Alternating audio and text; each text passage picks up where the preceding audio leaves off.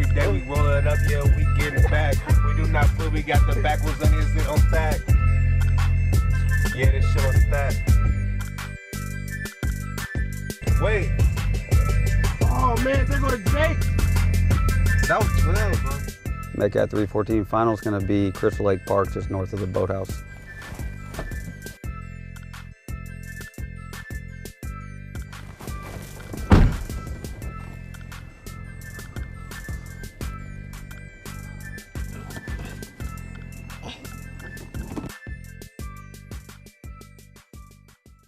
Hello, sir. How you doing? I'm Officer Cassidy, Urbana Police. The reason I stopped you is back there by the boathouse. You blew the stop sign. You failed to stop at all. Also, as I was walking up, I kind of noticed you were all over the place. I saw you kind of reaching down there without reaching or anything. Is there anything going on? Were you trying to hide something, or? No, I had just dropped my phone. I had to. Don't reach for it. But you dropped your phone. Yeah. Did you get it, or? Yeah, I got it. It's right there. Alrighty. Do you have your license and proof of insurance? Yes, sir. Okay. Yeah. Let me see that. All right, so I'm going to run back to my squad car. All of you just remain seated here. I'll be right back, okay? What I'm going to do is I am going to give you a citation for that, okay? And I'll be right back. If you have any questions, just wave your hand out the car. Don't get out of the car, all right? Yes, sir. Well, gentlemen, I want to thank you guys for coming out and participating in this video to try to hopefully instill some good information into some of our young people, especially the new drivers. I'm going to ask you, Michi, since you were the driver during the scenario, how do you feel when you get stopped by the police, and what goes through your mind?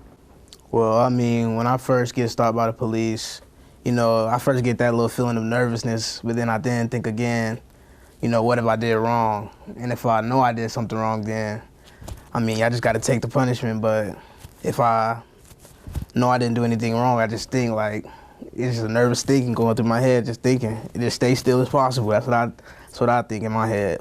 I've been driving for a very long time, and I still get nervous when the police get behind me. So that's completely understandable, especially as young drivers. So, Officer Cassidy, during the video, you observed some movement by the driver. Yeah. What going through your mind as a police officer as you're approaching the car, and what steps do you take during that contact? So pretty much every traffic stop, you have no clue what you're going to. You have no clue what's in the car. It does not matter if it's an old lady. You don't know what's in that car. You don't know what's going on. So my first thought is to keep myself safe and the occupants in the vehicle safe. So if I see furtive movement or they're moving around, I don't know if they're getting their insurance out of their glove compartment. I don't know if they're trying to hide a gun, trying to hide drugs. So it's something that we're aware of, and it needs to be addressed, you know, for my safety, for their safety, and for the safety of people around. Now, in the second video, the young people were not as cooperative as they were in the first video. How you doing, sir? I'm Officer Cassidy, Urbana Police. The reason I stopped you is you failed to stop at that stop sign by the boathouse, okay? Also, another thing I'm kind of concerned about is you were ducking. It looked like you were tucking something away in the car or anything. Is there anything going on? I'm not looking for anything. Look, I'm not looking for anything extra. I'm just concerned. I don't know if you're trying to stow drugs, something illegal, weapon. I wasn't reaching for nothing. I don't know what you're talking You weren't reaching for nothing? No. I saw you reaching. What were you doing when you were reaching down by the front passenger side? Man, I wasn't reaching. You weren't reaching? What were you getting pulled over for, man?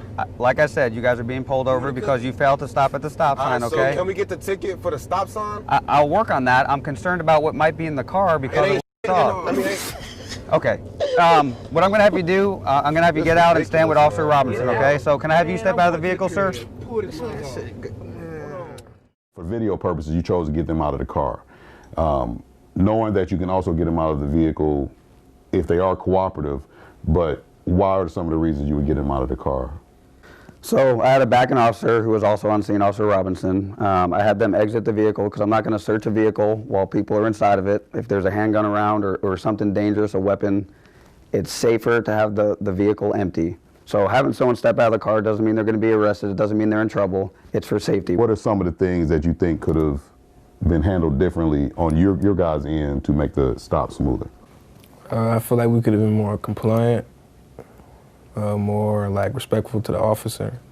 I felt like we got in the hand a little bit, but not that much, you know.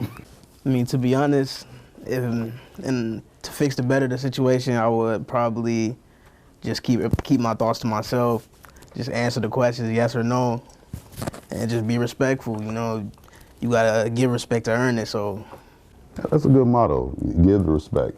Both sides. On both sides. From the officer absolutely. to the citizen, and from the citizen to the officer. And I suppose that responding and acting accordingly in this situation would make the process of investigating the situation go by faster if you just cooperate. You guys helped us out a lot because we kind of covered some areas that a lot of young people in your age range do.